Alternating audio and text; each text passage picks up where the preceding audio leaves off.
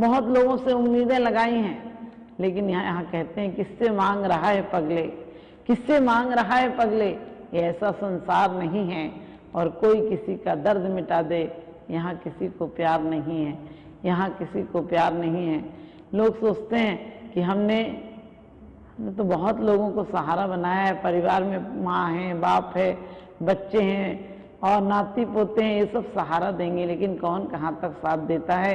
कभी आपने विचार किया होगा इसी जन्म में भी यदि आपको बीमारी हो जाती है तो ऑपरेशन आपका होता है, लोग देखने आते हैं आपको, लेकिन दुख बांटने कोई नहीं आता है, क्योंकि दुख तो आदमी को अकेला भोगना पड़ता है। इसी प्रकार से हम अपने जीवन में सुख दुख जब अकेला भोगना पड़ता है, कितनों ने दिए धोखे मत पूछो, कितनों ने दिए धोखे मत पूछो, वरना अपनों के चेहरे उतर जाएंगे। लोग कहते हैं कोई दूसरा धोखा देता है, नहीं, दूसरा धोखा क्या देगा। जब तक हम अपने आप को धोखा नहीं देते हैं, दुनिया की कोई ताकत नहीं कि हमें धोखा दे सके।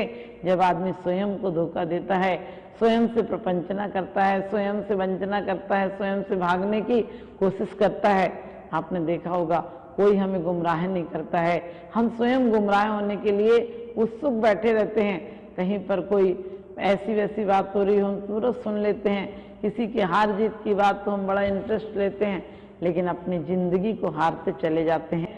और जिंदगी एक मानव का चोला तो ऐसा है जो पूर्ण संयम को धारण करके हम उस बीज रूप परमात्मा रूपी वृक्ष के उपलब्ध हो सकते हैं। और परमात्मा होना कुछ मिटना नहीं है, परमात्मा होना तो बनना है।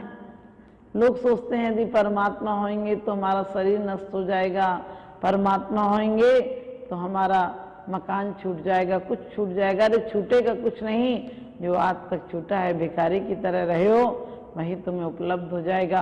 क्योंकि एक बार की बात, बनी पर देखिए लाखों निसार होते हैं और बनी बिगड़ती है तो दुश्मन हजार होते हैं।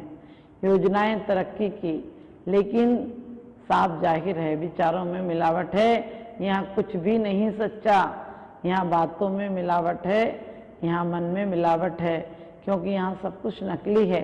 आदमी बोलता कुछ है, करता कुछ है, परमात्मा के सामने भी कहता है मेरी तो से बनी ताते करो पुकार। अरे तुम कहाँ पुकार करते हो, झूठ उनसे बोल रहे हो जो सकल गे गायक तदपि निजानंद रसलीन सो जिनेन्द्र जयवंत निज अरिरज रहस्यवीन। भगवान से रोज आदमी कहता है कि भगवान मेरे अवगुण न चितारो, प्रभु अपनो विरध निहारो। अरे वो तो अपने तुम्हारे अवगुण भी नहीं देखते हैं, तुम्हारे इन्हीं अवगुणों में से गुण प्रकट हो जाएंगे। तुम्हारी यही शक्ति जो आज तक क्रोध बनी थी वही क्षमा हो जाएगी। शक्ति का उपयोग करना सीखो, शक्ति रूपी बीज रूपी आत्मा मिली है, इसे सतपथ पर कल चलाने की कोशिश करो, इसे सतपथ पर चलाओ। और वो कब चलाओगे, जब कभी भी लोग कहते हैं क्रोध नहीं होना चाहिए। अरे क्रोध किस बात पर आता है, जब तक हमें समझ नहीं होती है तब तक क्रोध आता है।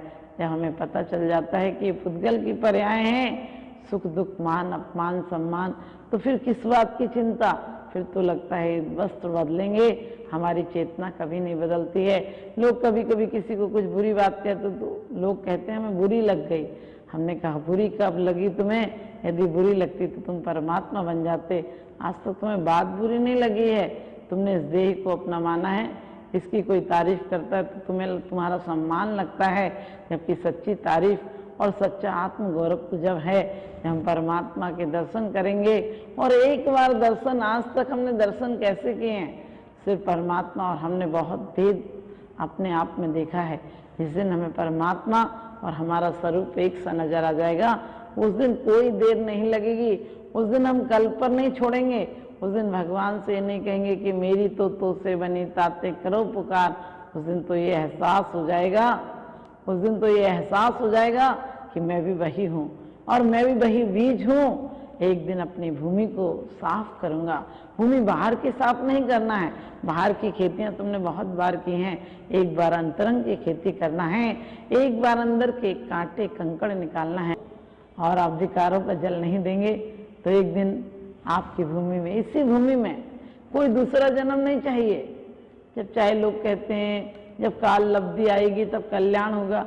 अरे काल लब्धि के लिए क्यों सोचते हो, ये तो वो जिंदगी है जो बिना मन के धर्म तो वो आत्मसात करने की कला है, धर्म तो वो उल्लास में जीने की कला है, धर्म उदास जीने की कला नहीं है। लोग मंदिरों में वर्तमान में धर्मात्मा आते हैं, वो ऐसे बुझे बुझे से होते हैं, उनको देखकर लगता है जिंदगी में बड़ी उदासी आ गई इनके अंदर।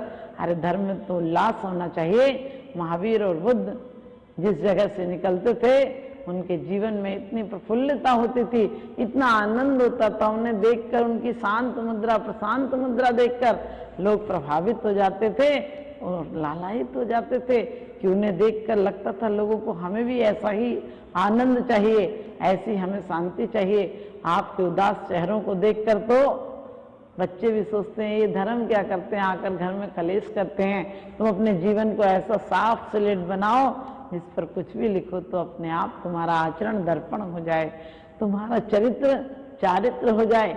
अभी तक तुमने चरित्रहीनों की पूजा की है, इसलिए तुम्हारे जीवन में चारित्र के बीज नहीं आए हैं। एक बार तुम चरित्रवानों की पूजा करना सीखो, और पूजा भी इसलिए नहीं करो कि तुम्हें सिर्फ वो कुछ दे दें। ये सोचो जो आज तक जन्म जन्म में हमने पाया है उसको खोने के लिए आया हूँ। परमात्मा आज तक जन्म जन्म में राग देश विपरीत परिणतियों को पाया है। और राग देश भी कब होता है? जब आप कुछ आकांक्षा रखते हैं, जब आप जड़ पदार्थ की आकांक्षा रखते हैं और वो मिल जाता है तो राग होता है, अहंकार होता है, ममत्व होता है, तृष्णा होती है, और नहीं मिलता है तो उसमें द्वेष होता है।